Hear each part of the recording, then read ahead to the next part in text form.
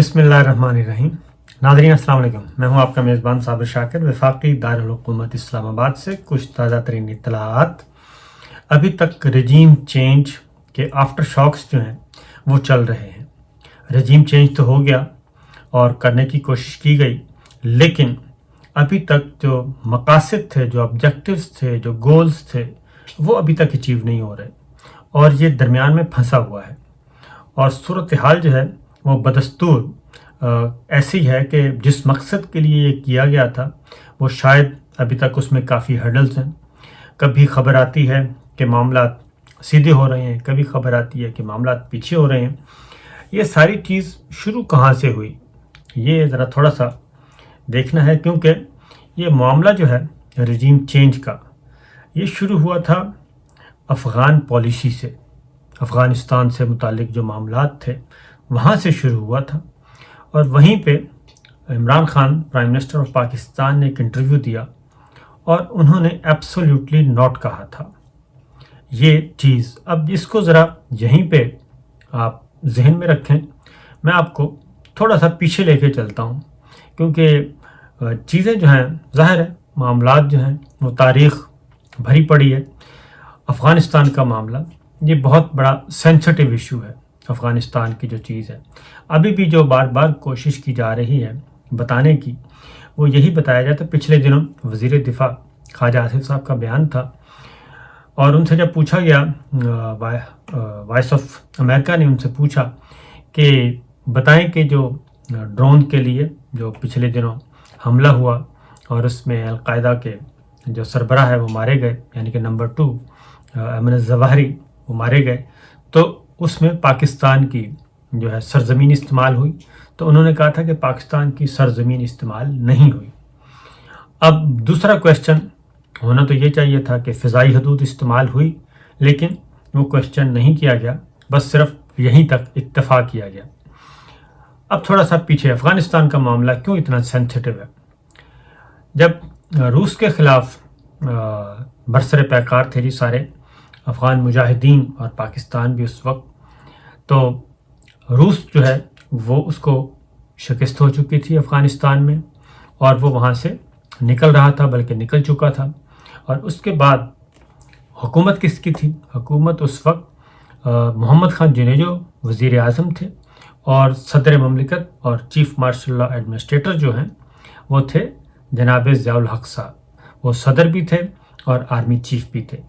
लेकिन इसी दौरान उन्होंने इंतखाबात भी करवा दिए 1985 में, और 1985 में इंतखाबात करवाने के बाद उन्होंने कुछ इख्तियारात जो हैं वो वज़ीर आज़म को दे दिए और आइन का कुछ हिस्सा बहाल कर दिया इस तरीके से। और मोहम्मद खान जुनेजो का, प्राइम मिनिस्टर मोहम्मद खान जुनेजो का इंतखाब कैसे किया गया था? गैर जमाती बुनियादों पर इंतखाबात करवाए गए थे और जो 3 नाम उस वक्त आए थे वज़ीर आज़म के लिए कि 3 नामों में से किसी एक को वज़ीर आज़म बनाया जाना है, उसमें एक थे मोहम्मद खान जुनेजो, दूसरे थे मीर ज़फ़रुल्लाह खान जमाली और तीसरे थे इलाही बख्श सुमरो। 3 में से जब इंटेलिजेंस रिपोर्ट्स मंगवाई गई और उनमें से जो शरीफ तरीन बंदा था वो गर्दाना गया मोहम्मद खान जुनेजो मरहूम कि जी मोहम्मद खान जुनेजो जो हैं ये सबसे इनमें शरीफ और बेज़रर आदमी हैं, तो इनको बनाया जाता है, इनका ताल्लुक सिंध से है। मीर ज़फ़रुल्लाह खान जमाली साहब का नंबर फिर बाद में आया था और इलाही बख्श सुमरो साहब का नंबर नहीं आया, वो सिर्फ स्पीकर के होते तक ही पहुँच सके थे। तो मोहम्मद खान जुनेजो साहब को बना दिया गया, लेकिन जैसे ही गवर्नमेंट बहाल हुई और वो प्राइम मिनिस्टर यानी कि जमहूरियत बहाल हुई थोड़ी बहुत, तो वो जब प्राइम मिनिस्टर बने तो उन्होंने आहिस्ता आहिस्ता उन्होंने सिविल हुकूमत बहाल करना शुरू की और इख्तियारात अपने हाथ में लेना शुरू किए, अमूर मुमलिकत चलाने लगे। वो उनके एक वज़ीर ममलिकत थे खारजा ज़ैन नूरानी, और ज़ियाउल हक़ साहब की और मोहम्मद खान जुनेजो साहब की जो इख्तिलाफ़ की वजह थी वो शुरू हुई थी अफ़गान पॉलिसी से। ये बात जहन नशीन रखें, ये तारीख़ गवाह है कि सदर ममलिकत ज़ियाउल हक़ साहब, जनरल मोहम्मद ज़ियाउल हक़ और मोहम्मद खान जुनेजो प्राइम मिनिस्टर, उनका जो इख्तलाफ था वो अफ़गानिस्तान से शुरू हुआ था, अफ़गान पॉलिसी से शुरू हुआ था। और चूँकि ज़ियाउल हक़ साहब کچھ اور چاہ رہے تھے، لیکن معاملات کیونکہ ان کے ہاتھ سے آہستہ آہستہ نکل چکے تھے، محمد خان جنیجو نے سنبھال لیا تھا. پھر انہوں نے ذرا سیاسی طور پہ بھی ہاتھ پاؤں پھیلانے شروع کر دیے تھے، اور انہوں نے کچھ فلاحی کام بھی شروع کر دیے تھے، اور جو ہے عوام تک بھی ان کے روٹس آہستہ آہستہ بڑھ رہے تھے. لیکن اس دوران ہوا یہ کہ افغان پالیسی پہ جب اختلاف ہوا تو اس میں ایک جنیوا ایکارڈ ہوا تھا، معاہدہ، جنیوا کا معاہدہ، جنیوا ایکارڈ پہ دستخط کرنے تھے. اس پہ صدر مملکت جنرل محمد ضیاء الحق صاحب، جو کہ آرمی چیف بھی تھے، وہ اپوز کر رہے تھے. ان کا خیال تھا کہ اس پہ دستخط نہ کیے جائیں، اور محمد خان جنیجو صاحب پرائم منسٹر، سویلین گورنمنٹ جو تھی وہ چاہ رہی تھی کہ اس پہ دستخط ہوں اور معاملات کو آگے بڑھایا جائے. لیکن ظاہر ہے وہ دستخط ہو گئے، اور وہاں سے ضیاء الحق صاحب کی افغانستان پہ گرفت، مزید افغان پالیسی پہ گرفت کمزور ہو گئی. اور یہ سلسلہ شروع ہوا تو اس کے بعد وہی ہوا کہ ضیاء الحق صاحب نے اپنے ہی بنائے ہوئے وزیر اعظم، جو کہ انتہائی شریف النفس آدمی سمجھے جاتے تھے، وہ اسمبلیاں توڑ دیں، اور اسمبلیاں توڑنے کے بعد حکومت برطرف کر دی، اور دوبارہ سے نئے انتخابات کا اعلان کر دیا گیا. لیکن اطلاع یہ تھی کہ اگر جنرل محمد ضیاء الحق صاحب زندہ رہتے اور وہ برقرار اپنی یعنی کہ زندہ رہتے تو انہوں نے انتخابات نہیں کروانے تھے، اور انتخابات کو مزید پوسٹ پون کرنا تھا، مزید ملتوی کرنا تھا. لیکن اس کے بعد ہوا یہ، کیونکہ افغانستان بڑا امپورٹنٹ تھا امریکہ کے لیے، اور روس نکل چکا تھا، اور روس وہاں سے شکست فاش کھا چکا تھا، اور اس کے بعد پھر آگے جا کے سوویت یونین بھی ختم ہو گیا اور ریاستیں بھی آزاد ہو گئیں. واحد سپر پاور، ون مین ون پاور کا کانسیپٹ آ گیا. پوری دنیا جو ہے وہ یونیلیٹرل ہو گئی، اور صرف امریکہ میدان میں رہا. تو لہٰذا امریکہ کو رسک نہیں لینا چاہ رہا تھا. پھر کیا ہوا؟ پھر پوری کی پوری رجیم جو ہے 17 اگست 1988 کا واقعہ پیش آیا. بہاولپور C-130 کا حادثہ ہوا. اور حادثہ کیا تھا؟ ایک باقاعدہ طور پہ C-130 میں ہماری اس وقت کی پوری فوجی قیادت جو ہے وہ ساری اس حادثے کا شکار ہو گئی. اور اس میں ہمارے ISI کے سربراہ بھی تھے، اس میں ہمارے آرمی چیف بھی تھے ضیاء الحق صاحب، پریزیڈنٹ ضیاء الحق صاحب، پلس DG ISPR، پلس اور بہت سے ہمارے فوجی قیادت تھے.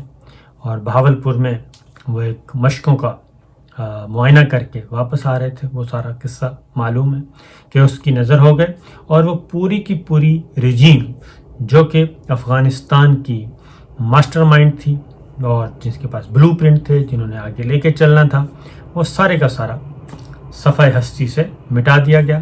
اس میں امریکہ کی سفیر بھی تھی، امریکہ کے سفیر بھی اس میں اس کی نظر ہو گئے، اور یہ کیا گیا کام جی. اور اس کے بعد پھر ظاہر ہے وہ تب انتخابات ہوئے 88 کے. پھر محترمہ بے نظیر بھٹو وزیر اعظم بنی، اور پھر افغانستان کی پالیسی کو آگے لے کے جایا گیا. لیکن پھر ہوا یہی کہ پھر طالبان جو ہیں، یہ طالبان اس زمانے میں بنائے گئے تھے. نصیر اللہ بابر وزیر داخلہ تھے، اور اس زمانے میں پھر یہ سب کچھ ہوا تھا. تو یہ ایک قصہ. اور اب بھی جو وجہ اناد ہے، وجہ تنازع ہے، وہ وہی افغان پالیسی بنی ہے. اور اسی طریقے سے افغانستان سے فوجوں کا انخلا ہوا. اور یہ ایک آپ کہہ سکتے ہیں کہ یہ بھی ایک انڈائریکٹلی کیا یہی ہوا ہے کہ وہاں پہ امریکہ کو کامیابی نہیں ہوئی، اور امریکہ کو وہ جنگ چھوڑ کے جانا پڑی، اور باقاعدہ طور پہ انہی طالبان کے ساتھ جن سے برسر پیکار رہے 9/11 کے بعد. جو کہ ابھی کل ہی وہ دن گزرا ہے جب حملہ ہوا تھا ٹریڈ سینٹر پہ، اور اس کے بعد پھر یہ نئی جنگ شروع ہوئی افغانستان کی. 2001 سے 2022 تک یہ سلسلہ جاری رہا.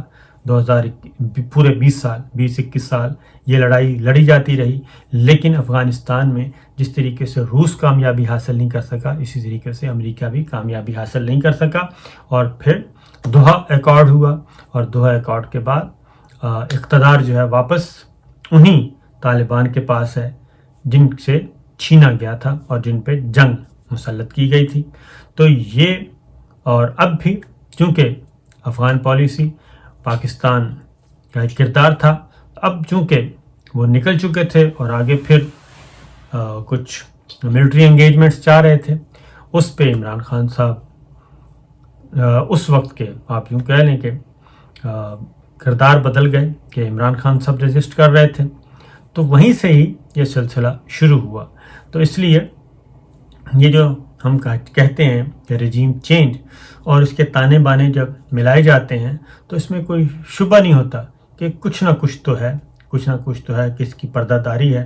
یہ ساری چیزیں پھر ہوئیں، اور اس کے بعد اب بھی جو ان کے ساتھ انگیجمنٹس ہو رہی ہیں ملٹری سائڈ پہ یا دوسری سائڈ پہ، اس کا وہ چیزیں ابھی ریکارڈ پہ نہیں آ رہی، کیونکہ جب طالبان کے ساتھ ایک تو جو بات چیت چل رہی ہے کالعدم تحریک طالبان کے ساتھ، اس کی جب بریفنگ دی گئی پارلیمان کو، تو اس میں یہ حال ہی میں، تو اس میں بہت زیادہ سوالات کیے گئے تھے۔